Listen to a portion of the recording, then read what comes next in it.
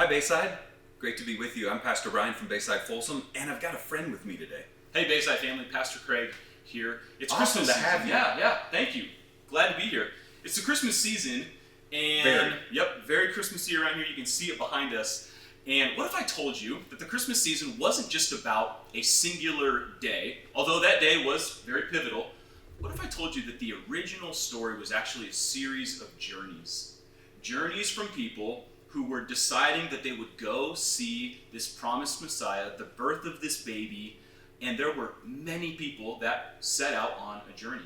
You've got shepherds that journeyed from a field.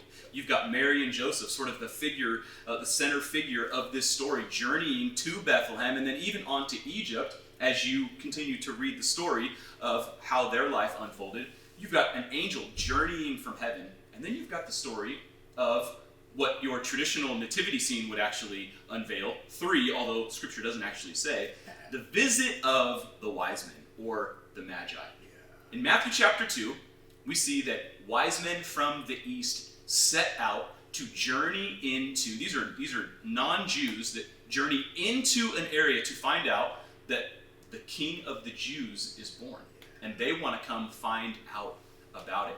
They show up to Jerusalem where they thought this is probably where the baby would be born. The logical seat of power. 100%. Yep. But They show up, no baby here. They were on a journey. They thought they were going to end up in the place they were supposed to be, and yet they weren't. You know what it reminds me of? 2020. It reminds me of the year that we have had.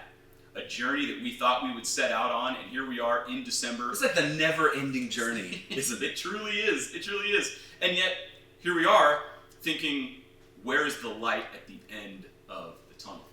And if you're anything like me, you've probably noticed a whole bunch of people quitting really good journey. The wise men were on a good journey.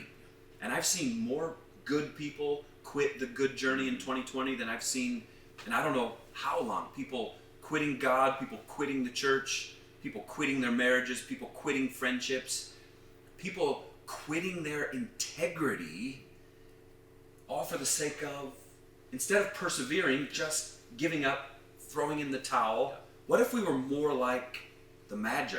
Yeah. More persevering, more enduring. Yeah. Because they show up to Jerusalem and there's no baby. You've journeyed for, Scripture doesn't actually say how long they've journeyed for, but they show up, there's no baby. It would be so easy to throw in the towel and say, well, at least we gave it the old, we gave it the good old-fashioned try. Man, yes, we tried, but we came up empty, and yet they ask around, they find out where this baby is actually born. They continue their journey, and in at the first 14 verses of Matthew, dedicated to the Magi's story, they continue on, they find the baby, and what does it say? They walk in, they fall down to their knees, and they worship the child. They worship baby Jesus. Yeah. Lying in that manger, they present their gifts, but there they are on the fringe of your nativity, and they continued on. They persevered. Somebody said it like this. Pastor Ray has actually said this often. It goes like this: there's always something good from God for you waiting on the other side of difficult times. Always waiting on the other side if you are willing to not give up. What's the journey that you've been on? We've all been on one this year. There's no question about that. What's the journey that you have been on? Persevere. Be diligent. Keep pressing forward, knowing that even though you may not see the light at the end of the tunnel that you are in, it will be there. There is good from God waiting on the other side. Great word, Craig. Thanks so much. Love you all. Merry Christmas. Merry See you Christmas. real soon.